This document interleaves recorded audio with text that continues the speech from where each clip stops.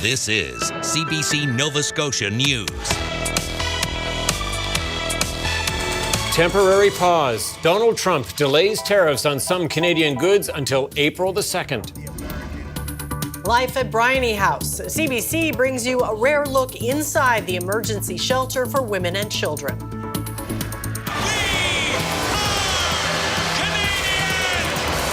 And look who's back with a new rallying cry for Canada. Periods of rain, the risk of thunderstorms Thursday night. Rain mixes back to snow as temperatures drop through Friday. Your full forecast is coming up.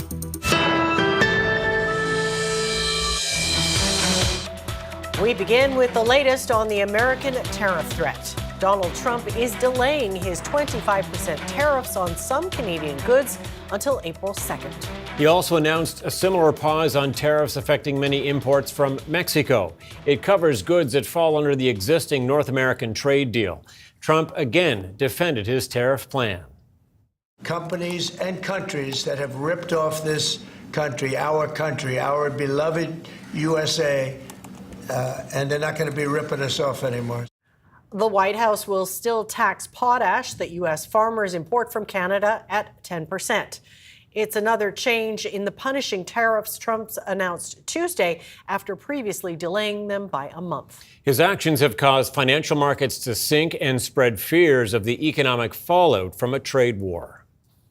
And speaking to reporters today, Premier Tim Houston could not say whether a one-month reprieve on tariffs for the auto industry will impact the Michelin tire plant in Waterville. He says the uncertainty coming from the American president is not sustainable. There's very little details available. I talked to the federal government. They're not sure. There's not actually a White House readout, so it's not really clear what was said. So it's just there's a lot of movement. I'm optimistic that we'll see more and more tariffs removed, and hopefully all tariffs. That's what should happen. But the 1 month, it's incredibly mean-spirited. We can't live for 4 years at 1 month at a time. So I'm hopeful that the tariffs come off and the president realizes the damage he'll do to the American economy and the Canadian economy. Premier Houston has been at the forefront of the push to break down interprovincial trade barriers. Now, Ottawa has reached a deal with the provinces to let Canadian alcohol flow more freely across the country. The move is part of a host of changes to improve internal trade. As Olivia Stefanovich reports, the goal is a more resilient Canadian economy to withstand U.S. tariffs. Outside a liquor store in Ottawa, excitement is building over the possibility of getting more choice from other provinces. I think it's a great idea. I think it should be encouraged. It should have been done a long time ago. It's ridiculous. This is Canada. Sometimes it takes a kick in the pants like we've just had. In the face of U.S. tariffs, domestic trade barriers are coming down. We have our elbows up because of 25% Trump tariffs, and we are all unified around the table. That is unprecedented. The province is finally improving access to Canadian alcohol across the country. We look forward to selling our wine to Ontarians and Quebecers and Nova Scotians and Newfoundlanders and the proud people of PEI. Right across the country, there's lots for them to enjoy here. It would be a great thing if they did it. Do I believe that they'll do it? 5%.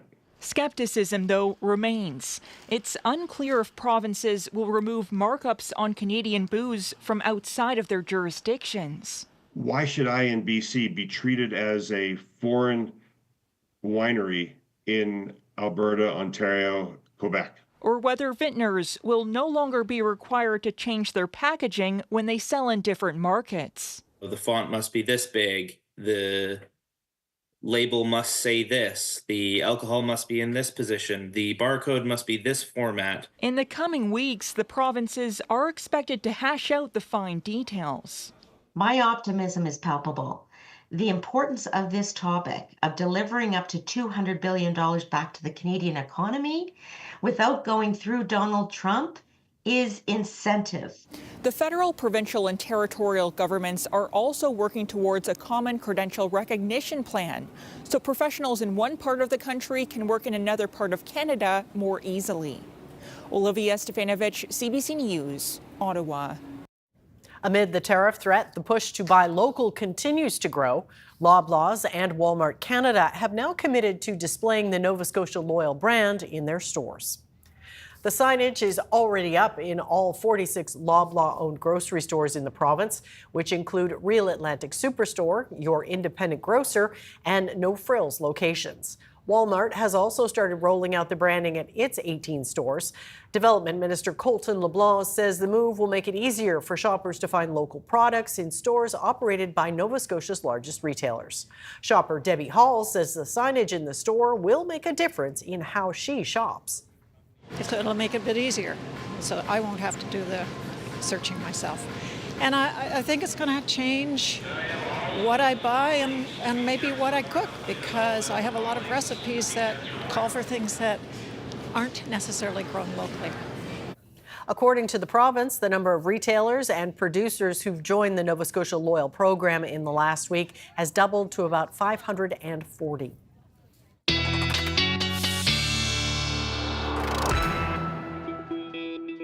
All right, let's check in with Ryan now for the weather. Yeah, soggy out there and warmer. Yeah, mild, wet, windy. That's the name of the game for tonight. And as we turn the page into Friday morning, we're going to be watching that transition from rain back over to some snow, especially through western areas. And then eventually we'll all get into the mix. Rainfall warnings in effect for the mainland. Lace wet wind warning in effect, and yeah, snowfall warning in effect for northwest New Brunswick. No snowfall warnings for Nova Scotia, but certainly getting into that wintry mix through the Friday afternoon time frame. There's the rainfall outlook, and again, much of the province likely in that 25 to at least 40 millimeter range, with some pockets closer to 50, especially in through the west. A little bit less up towards the North Shore and into Cape Breton. You folks likely anywhere from 10 to 30 millimeters there. As we look at the outlook here, the rain coming down tonight, at times heavy with the risk of thunderstorms, so some heavier pockets with this and some gusty southerly winds. Now, watch the timeline here. Friday morning, we'll see the rain ending in Cape Breton, showers for the mainland, mixing over to some snow for the western areas. Then we'll all get into the flurries through the later afternoon and evening. So a bit of a wintry commute home, especially for the western half of the province on Friday. We'll talk about the weekend and your 7-day coming up. All right, stay tuned for that. Thanks, Ryan. Thank you. Well, the Halifax Harbour bridges are going to be toll-free 2 weeks earlier than planned. The provincial government has decided to remove the toll starting the morning of March 17th rather than April the 1st. The change is in line with the removal of the toll plaza at the McDonald Bridge. Halifax Harbour Bridges says the McDonald Bridge will be closed for 2 weekends in mid-March so workers can begin removing the tolls. As for the Mackay Bridge, weekend closure dates have not yet been finalized for that span, but early work to remove toll plazas will begin this month as well. The tolls have been in place since the opening of the McDonald Bridge 70 years ago. Some parents in need of childcare in Cape Breton that was promised 2 years ago are becoming frustrated by their wait. But the group behind a proposed daycare expansion says they've hit repeat financial roadblocks along the way. Erin Potty reports. Miranda Butcher has been waiting for a daycare spot for daughter Scotland for 2 years.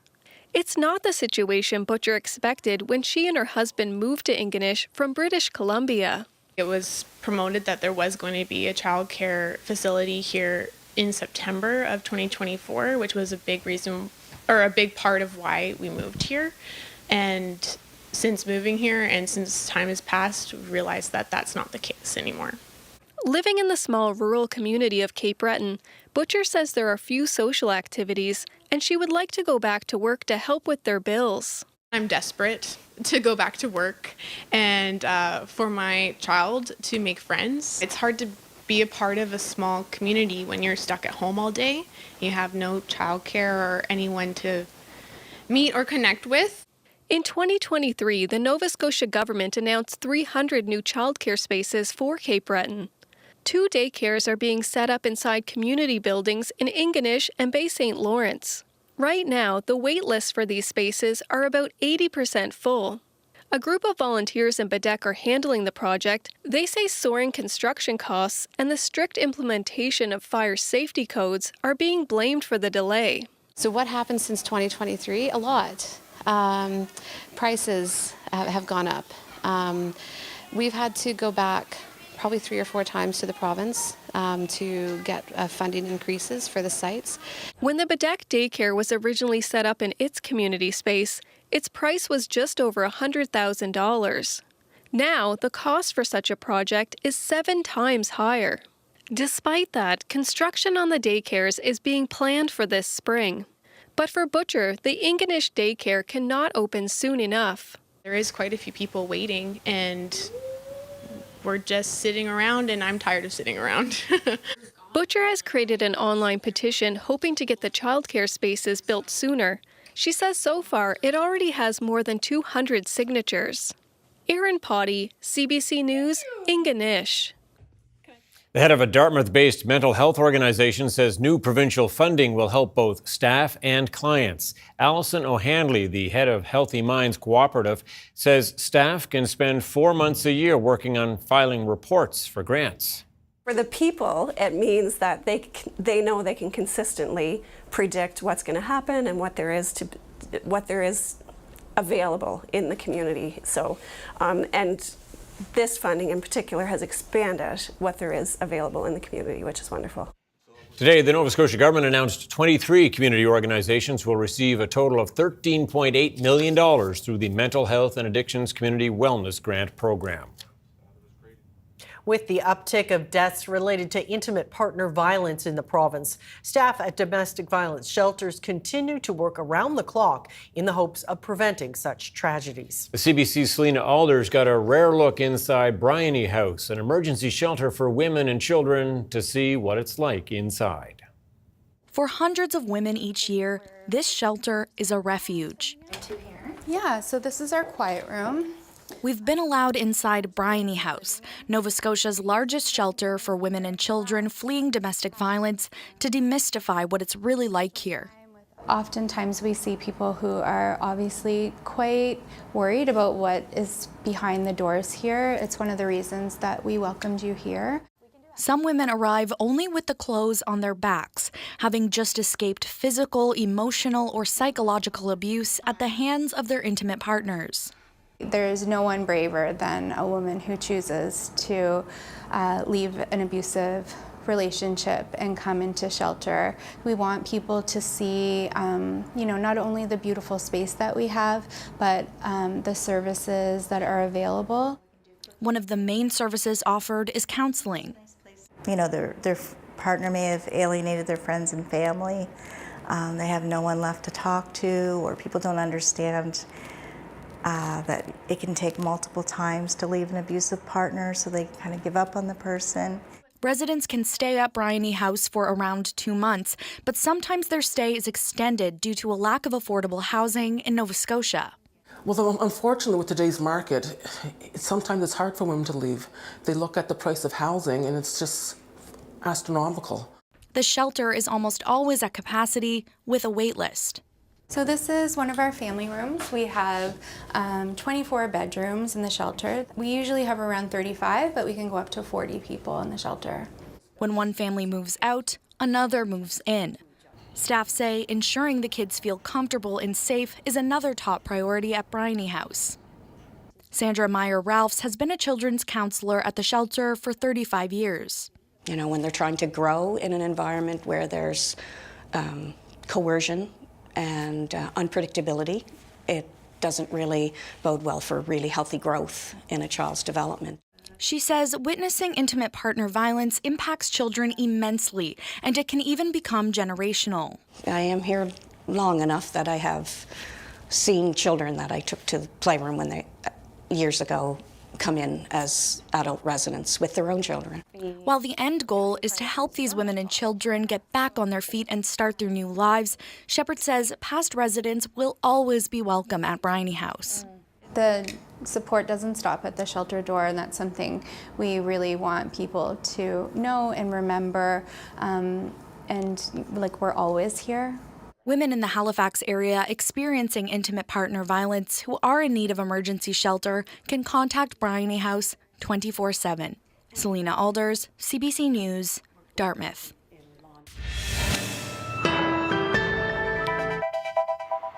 A look at Carney Lake, a bit of ice there. I don't know if it'll be sticking around with this rain. Peaceful winter scene there for sure. Definitely. All right, we've got Ryan up next with a full weather forecast. We'll see you in a few.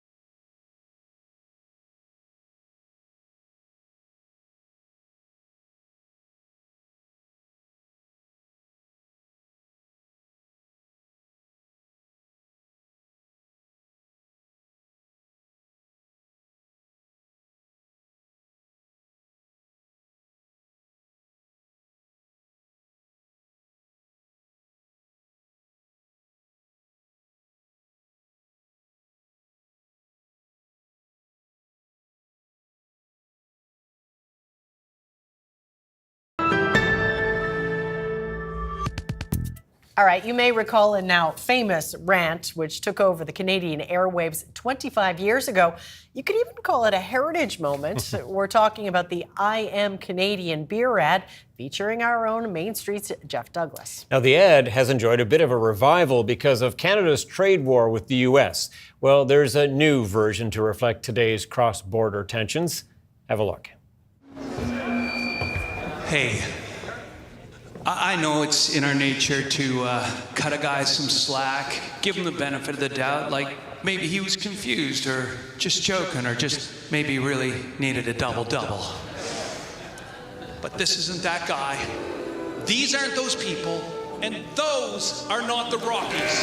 They make a lot of mistakes. They mistake our modesty for meekness, our kindness for consent, our nation for another star on their flag, and our love of a hot, cheesy poutine with their love of a hot, cheesy Putin. They think they can bully us, threaten us, and push us around. But they do not know us. That artificially drawn line they keep talking about, not artificial, and it's not on a map. It's right here. This is the land that Terry ran, the land the Gord sang about. This is the birthplace of peanut butter and ketchup chips and yoga pants. It is the land of universal health care and the bench clearing for all, of innovation and optimism and getting her done. This is the land of the peacekeeper and the Shawinigan handshake.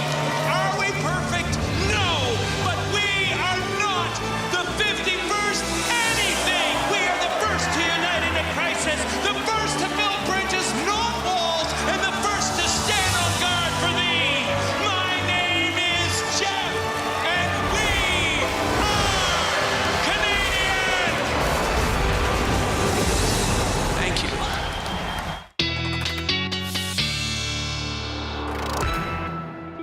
Anybody else have goosebumps right now? Yeah. It's the Terry Fox and the two Gords that got me. Oh, for sure. absolutely. Yeah. Jeff did that on his own with some buddies, and boy, did it turn out well. They did a great job. For sure. Prime Minister posting that Yeah, today. I saw that today. Yeah, So it's getting around. That's Getting for sure. a lot of play. For yeah. sure.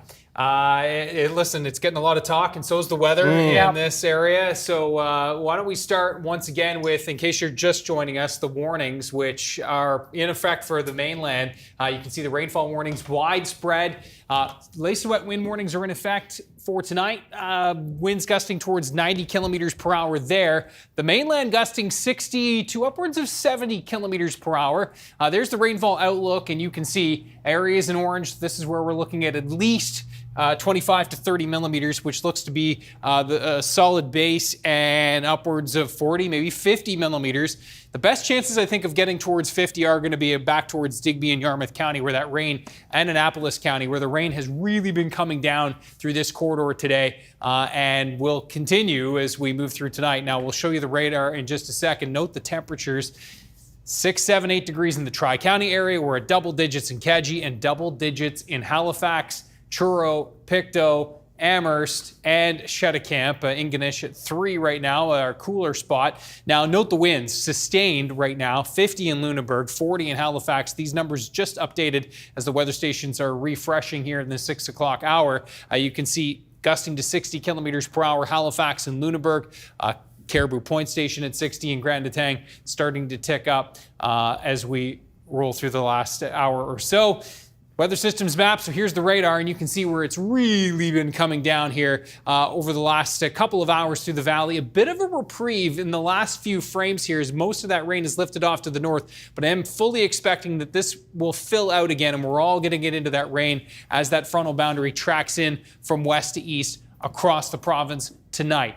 We'll see that colder air wrapping in on the other side of this system with some flurries and, yes, even some light accumulating snow possible. And keeping an eye on this system off to the west, it does look like it will be a swing and a miss for us. Note temperatures across this great nation. Anywhere from 7 to 9 degrees, Alberta back towards Vancouver, and temperatures cooling off in the Great Lakes, -1 in Toronto as temperatures have been dropping there throughout the day with a flash freeze warning. Won't be a flash freeze for us, but it will be a pretty quick ice up, and so we'll have to keep an eye on things for tomorrow. Note the timeline of this, so that heavier rain primarily over the western half of the province through this evening, and then filling out across the eastern parts overnight into Friday morning. And you can see, that rain will taper to showers. The rain hanging on longest in Cape Breton into the morning hours. Then by noon, starting to see that change over to some snow as temperatures drop to the freezing mark in through Cape Breton, or in through the Tri-County area rather. Cape Breton last to see those temperatures starting to fall, but they will tumble into the afternoon. And note by 5 o'clock, right when everybody's heading home, it is indeed the western half of the province that is expecting a bit of a snowy commute, especially down the 103 South Shore and across through the valley. Metro area likely starting to see some mixing and temperatures nearing the freezing mark after all the rain. Things could be a little bit icy in some spots, so a heads up on that. The easier temperatures by the end of the afternoon. So we're starting mild, but finishing here And those winds will shift to west-southwest, gusting 50, even 70 kilometers per hour in the Tri-County area. Through tomorrow evening, could see a trace to a couple of centimeters here and through the north and east and into Cape Breton. So we'll all likely wake up with a coating of white by the time we get to Saturday morning. Note Saturday, we'll see some sun breaks, but I think a mainly cloudy day and some flurries kicking around. Temperatures right around the freezing mark for Saturday. And for Sunday, kind of a similar story in terms of the temperatures. That system winding itself up over to the north, and we'll see some sunshine breaking in later in the day. Of course, we've got an extra hour in the afternoon, so we'll get the chance to maybe see a little bit more of that sunshine if it does break in throughout the afternoon as we spring forward. And a quieter stretch for early to mid next week. Boy, what a quiet stretch be nice. Yeah, looking forward to that, actually, yeah. Okay, Ryan, thanks so much. Thanks, Ryan.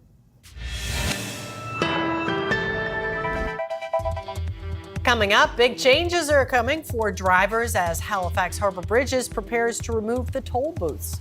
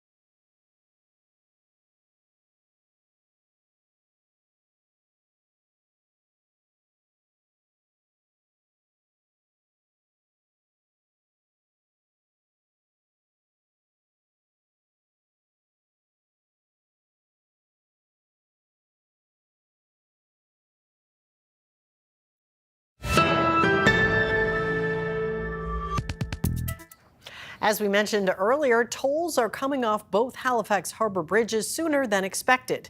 Starting at 5 a.m. on Monday, March 17th, drivers can cross the McDonald and McKay bridges for free. The original date was April 1st. And work to tear down the toll booths will go ahead as scheduled this month.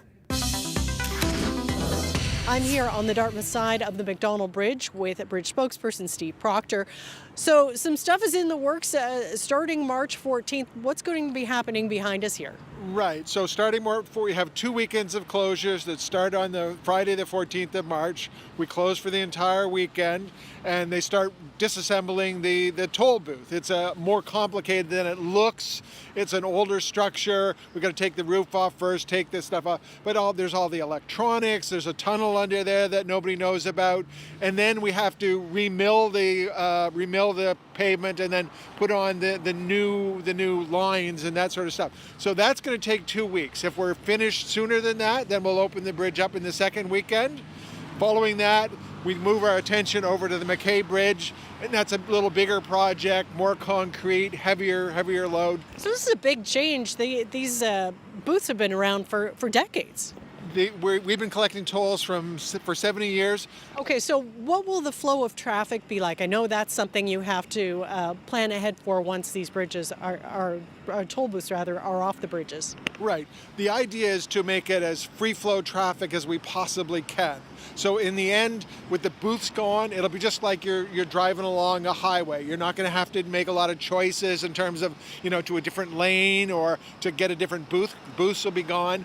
So there'll be a couple of reduced lanes on the McDonald Bridge. On McKay, we're still working out the details because it's a little more complicated. It may be a two-phase process, but that'll all be clear in the coming days and weeks. Okay, but are you expecting a lot more traffic to come through here, and how do you manage that? Well, historically, when other bridges have taken tolls off, they've seen an increase in traffic. So we're definitely prepared for that. We don't know whether it's going to happen or not. Other bridges, it's $3-4, and it's more of a disincentive. Here, it's $1 or $1.25. But we do expect there'll be some increase. So we have plans for increased enforcement. We have 10 bridge patrols right now. We're ramping up to 14. They've got new, so they can do in-car speeding tickets and that kind of thing. We don't want to issue speeding tickets. We want people to be kind and cautious. It's going to be a new bit for everybody, and so it's going to have a new look. But it will be as easy as possible for people to find the right path forward. In the meanwhile, how big a mess is it going to be to try and tear these down? And you mentioned that the McKay is a bigger project. Right. Well, it'll definitely be a mess, but the bridge will be closed and the mess will be there, and we'll deal with it before it reopens at 5:30 a.m. on the Monday. And some resurfacing will have to be done as well. Yes, as you can see, anytime you're crossing the bridge, there's a lot of concrete barriers and a lot of concrete curbs. That is one of the biggest parts to get off, because we have to get those off, do the realignments, and then make sure that everybody understands. And we're going to have new signage over time and that kind of thing. Of course, the McKay's been kind of notorious for having vehicles stuck in the toll plazas pretty frequently, more frequently than you'd expect. I guess that's not something you're going to miss? No. The reset the calendar is nothing that I'm going to miss. It happens about 13 times a year, so once a month there is something, so that won't happen. There'll definitely be a reduced number of accidents because the toll plaza is like 60% of the accidents happen within the toll plaza. That aspect will be gone, so it'll be much more of a flow through there. There still will be the challenge, people running out of gas on the bridge, people having accidents on the bridge. And there is a possibility that there'll be increased speeds because people will be coming through faster. So the accidents might be a little more significant. We're trying to make sure that people control their speeds, understand that, but we'll still be responding to those and then clearing up the traffic as quickly as possible so people can get to where they're going. All right, well, thanks for taking the time to talk to us about it. We appreciate it. No problem. Thank you very much. Appreciate it.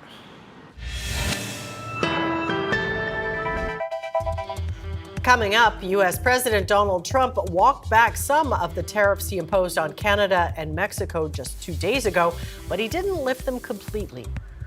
And a teen from BC is serving prison time in Poland after being recruited as a Russian agent without his family's knowledge.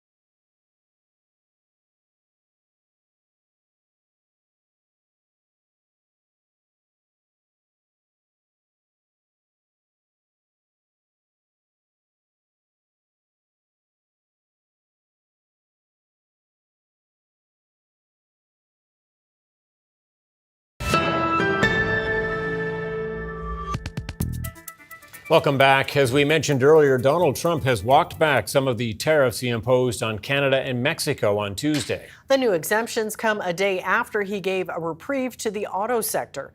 And he also dropped the levies on potash from 25% to 10%. Megan Fitzpatrick reports from Washington. Between now and April 2nd, this makes it much more favorable for our American car manufacturers. Another twist in the North American tariff war today. In the Oval Office this afternoon, President Donald Trump signed an executive order that essentially paused some of the tariffs he imposed 2 days ago on Canada and Mexico. For goods that fall under the existing trade agreement between the three countries, they'll now be exempt until April 2nd. Goods that don't fall within that deal are still subject to the tariffs. It's just a modification short term because I didn't want to hurt the American. It would have hurt the American car companies if I did that. Earlier in the day, Trump announced on social media that he was giving Mexico the 1-month break. Trump wrote he was doing so out of respect for President Claudia Sheinbaum and said they were working hard together to stop illegal immigration and drugs from coming across the border. Trump initially proposed the tariffs as punishment for failing to tighten the border, though his administration has also expressed other reasons for using tariffs, like wanting to generate more domestic manufacturing. Trump's praise for Sheinbaum was in contrast to what he wrote about Prime Minister Justin Trudeau, laying blame on him for the tariffs and saying he's done a terrible job for Canada. Trump and Trudeau had a heated phone call Wednesday, and afterwards Trump said he wasn't satisfied with Canada's efforts to stop fentanyl from getting into the U.S. But he's facing backlash for his tariff policy and for the retaliatory tariffs Canada has imposed as a result on products like Kentucky bourbon. Almost every industry in Kentucky has come to me and said it will hurt our industry and push up prices of homes, cars. And so I'm going to continue to argue against tariffs. Trump is still set to impose tariffs on Canadian steel and aluminum next week, and yet another round of tariffs are set for April 2nd on trading partners around the world, which means there are still weeks of uncertainty ahead. Megan Fitzpatrick, CBC News, Washington. It's no secret American farmers and President Trump have long had a beef with Canadians' dairy supply management system.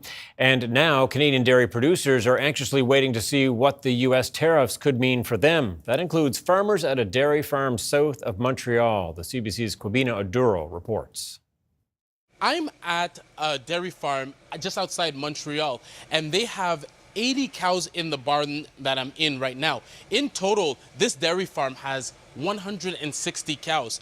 And I spoke to the owner, and he says that he will be affected by the tariffs, but primarily for the parts that they use. So one of the things that they do here, obviously, is they milk the cows twice a day. And the milking systems come to the cows, and then they go through this system. So this tubing goes straight into the milk tank, and guess where the parts come from? They come from the United States. So something like this is going to cost him money to repair if he has tariffs imposed on it. Other things are like engine motors and tires for tractors. I spoke to the owner, and he told me that he spent $13,000 recently on a new set of tires for his tractor. And you add a 25% tariff on that, the cost gets even more expensive. We grow our own feed, so to grow the feed we need fertilizer, we need seed.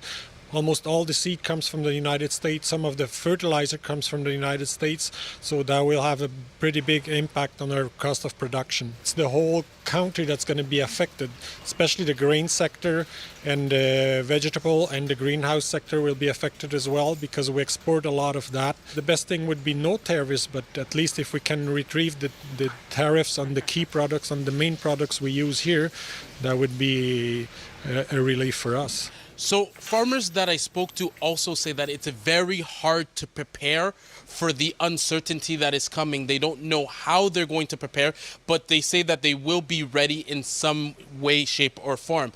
Another thing that's happening with the farmers is that they're hoping that if there is a reprieve or any type of reprieve, that will help them out. And they're just hoping that tariffs won't affect the agriculture and food industry that much. Kwabena Oduro, CBC News, Saint-Blaise-sur-Richelieu, Quebec. Even when the U.S. tariffs were just being threatened, Canadian consumers were making efforts to buy Canadian and boycott American. And it turns out some businesses are as well. The CBC's Melissa Francois has that story. Same thing as Elon Musk. We're making cuts against American products. And I'm gonna do the Elon Musk move, yay! John Gumbley manages several bars, restaurants, and events in Montreal. He showed us the products clients will no longer find at one of his venues. This is Yoko Luna. Like I said, we have 9 venues, so this is only a portion of it, but it's a lot of wine from the California region, Tito's, their handmade vodka, 11, which is a vodka produced out of Miami from the Club 11, Angel's Envy, which is a bourbon. All those bottles are heading back to the Provincial Liquor Board. Gumbley's efforts, part of a wider movement of Canadians choosing to buy local, boycott American products, or make their pride heard a bit louder, and plenty of businesses are joining in. My whole idea here is that Canada has to stand strong. We have to unite from small businesses, from individuals, to big businesses, to corporations, and we have to find ways to fight back and slowly develop independence. At this cafe in Beaconsfield, owners made a subtle change to be part of that movement. The traditional Americano has a new name. So we wanted to, without getting too political, have fun with the idea and switch our name from Americano to the Canadiano to really show how we support, and we're trying to support our community. Beyond products and prices, some businesses worry, though, that these changes might have side effects. For Gumbley, it's the American customers visiting his venues. So are they going to come in the same numbers with the animosity that's in the air? Because what they're being fed is that we're kind of the enemy. Is tourism going to drop significantly? I believe so. But for now, Gumbley says what's important is to send the right message as long as the trade war goes on. Mélissa François, CBC News, Montreal. As Justin Trudeau counts down his days as Prime Minister, he was asked about the latest crisis he was facing as the country's leader. Here's his candid exchange with reporters. Your Foreign Affairs Minister yesterday called all of this a psychodrama. How do you characterize it? Thursday.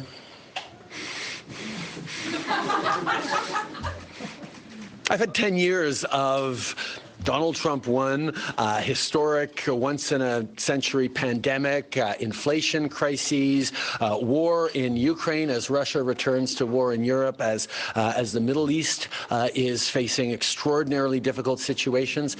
These have been complicated times. This is the job I signed up for. This is the job I will continue to do until the very last moment I'm doing this job. And it comes with the territory to be steady and strong for Canadians. You seem to get pretty emotional about it. You're leading it. This has been the honor of my life, serving Canadians. President Trump issued what he calls his, quote, last warning to Hamas to release the remaining hostages being held in Gaza.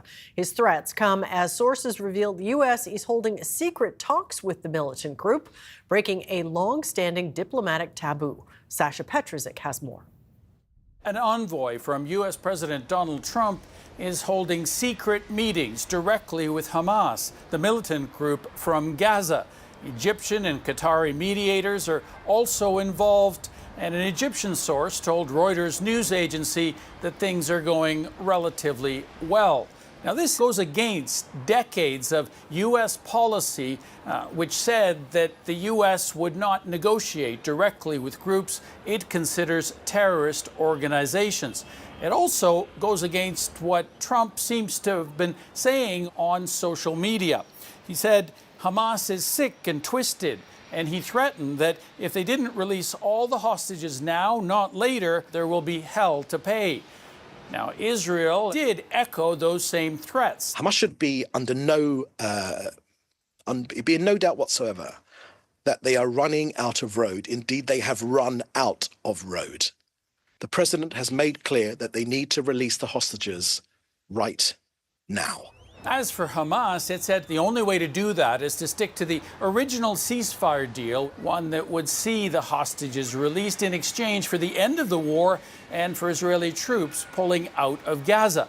Instead, Israel has proposed an approach that would see the hostages released in stages, but would not see the war end necessarily or Israeli troops pulled out of Gaza. Israel is pressuring Hamas by stopping aid deliveries into Gaza. That prompted European representatives at the UN to issue a statement. We call on Israel to abide by its obligations under international law and to allow and facilitate the safe, unconditional, massive and unhindered delivery of humanitarian aid at scale. In Gaza, Palestinians are digging through the rubble, trying to find lost family members.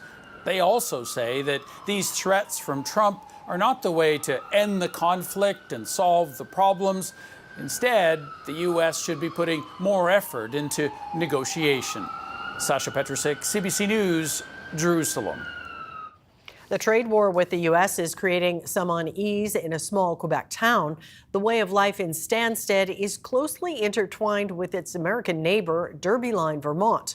So close that there's a library that straddles the border between both countries. The CBC's Matt Demore paid a visit. This is the Haskell Free Library and Opera House, a more than 100-year-old building located in Stansted, Quebec, and also located in Derbyline, Vermont. The library was built on the border between Canada and the United States, which is marked by this line that runs through the building. At the end of January, the U.S. Secretary of Homeland Security, Kristi Noem, visited this spot and did something that left staff here shaken. So what she was doing is, when she was on the U.S. side, she was saying, you know, USA, number one country. And when she was on the Canadian side, 51st state. And she repeated 2 or 3 times. So she was jumping back and forth. Exactly, exactly. As the trade war ramps up, what happened here has gotten quite a bit of attention on both sides of the border, as President Donald Trump continues to talk about Canada becoming the 51st state. I worked at the border for 20 years and never seen something like that, you know. I mean, we received emails from people all over the United States saying that they are sorry about that, you know, that they are ashamed. People are dual citizens. So they have family, grandparents, they have kids on the other side. Everyone is a big family. So what's happening right now is shameful. Staff say the library isn't political, that they just want to promote literacy and culture. But what happened here on the border line has become a symbol of simmering political tensions between 2 countries. Matt Demel, CBC News, Stansted. It is an extraordinary spy saga that originated in Canada. A teen from BC is serving prison time in Poland after being recruited as a Russian agent. His family says he was allowed to leave Canada despite being on the country's intelligence radar, and they believe he was targeted because of his military ties. Jonathan Gatehouse has the CBC exclusive details. Yeah, it's hard. You can't do anything for your kid. The worry comes in waves for Andelaine Nelson. She had only recently reconnected with her son, Laken Pavin, marveling at how her little boy had become a lanky Army reservist. Then he went backpacking in Europe, and Nelson received an earth-shattering call. I was told that Laken had been arrested and charged with espionage. Polish court files say Pavin went from Vancouver to Moscow and then Russian-occupied Ukraine last April to volunteer for an aid organization. Instead, he ended up being recruited by Russian intelligence. On May 21st, he landed in Warsaw with orders to spy on the Polish military. His espionage career ended hours later, after he got drunk in a hotel bar and confessed to police. He's now serving a 20-month sentence.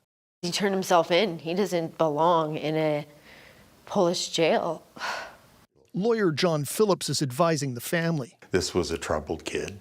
He came from a broken home. He was 17 and being manipulated. The family says CSIS and the RCMP had Laken on their radar before he left. Neither agency would confirm or deny that. This is exactly the failing of the Canadian system and the Canadian intelligence and police network. They should have shut this down in Canada, but instead he's now suffering in a prison. This intelligence expert says Russia is recruiting more spies than ever before, choosing quantity over quality. Russia places very little value on the people that it recruits. It treats the assets with as little value as it treats its own conscripts. They are disposable. It's not clear if Pavan was targeted for his military ties. The RCMP and multiple government agencies declined to answer questions about the case. What we do know is Global Affairs is talking to Polish authorities and that his family hopes Lakin will be home soon. Jonathan Gatehouse, CBC News, Toronto. Canada's main stock index fell almost 300 points Thursday, while U.S. stock markets were also down. Here's a look at the numbers as we head to break.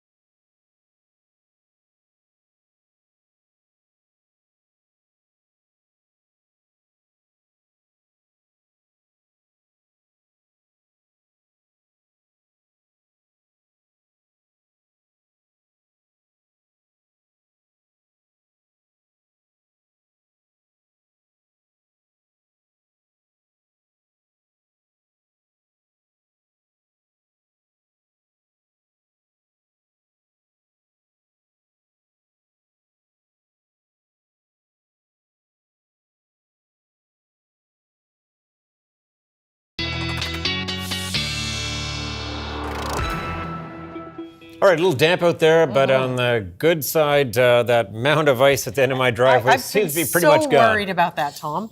It's been such a giving me relief. Yeah, angst. Well, for sure. And you're kind of wondering, how long can it really last? We should have like a camera set up on it. Well, and it is kind of weird this time of year, right? Where most of the snow now, at least in the Halifax area, melted away, but the mountains in the parking lots, of course, still there. They will be here for the foreseeable future. Have a look at our viewer picture of the day, and of course, before all this rain and mild weather, we did have still a bit of a wintry scene. Hackett's Cove here with Yeah, nice.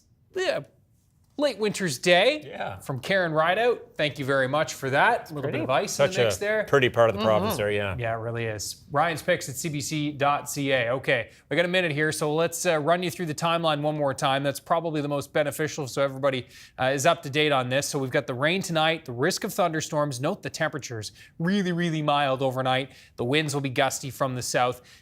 Through Friday, the rain clears away. Cape Breton will see the rain in the morning, even eastern parts of the mainland. Everybody else, some scattered showers. Then it mixes to flurries and some snow. Accumulating snow possible for the western third of the province. We could see as much as 5 centimeters by the end of Friday afternoon. Flurries pushing into Metro kind of late day. Best chance for the accumulating snow will be Friday evening for Metro, Central, and eastern areas of the province and into Cape Breton, where we could see, again, a couple of centimeters of accumulation. So we'll all likely at least have a coating of white and be looking a bit wintry again to start Saturday, where temperatures are going to be near the freezing mark. We'll see a few flurries. Sunday, quick look at that 7-day, looks quiet into next week. All right. Okay, thanks, Ryan. Well, a U.S. company is on a quest to bring back extinct animals. But they are starting small, so not those big, scary dinosaurs like in Jurassic Park. Think way, way small. Have a look. Colossal Biosciences is the world's first de-extinction and species preservation company. And on the path to bring back some of these iconic species like the dodo, the Tasmanian tiger, and the mammoth, we need to invent a lot of new technologies that can also help conservation. So we actually engineered a mouse equivalent of mammoth genes that we've identified on our quest to bring back the mammoth into mice in a healthy way and produce what we believe is cold-tolerant, woolly phenotype-driven mice. We believe it's better to have a de-extinction toolkit and not need it than need a de-extinction toolkit and not have it. We know that ecosystems that are more biodiverse are more robust and resilient. And we hope that by reestablishing these interactions, by protecting species from becoming extinct, we will protect and preserve biodiversity that will help stabilize ecosystems and stop the loss of species today. It's happening in science today. Interesting. That's it for tonight. Thanks for watching. We'll see you next time. Good night. Good night.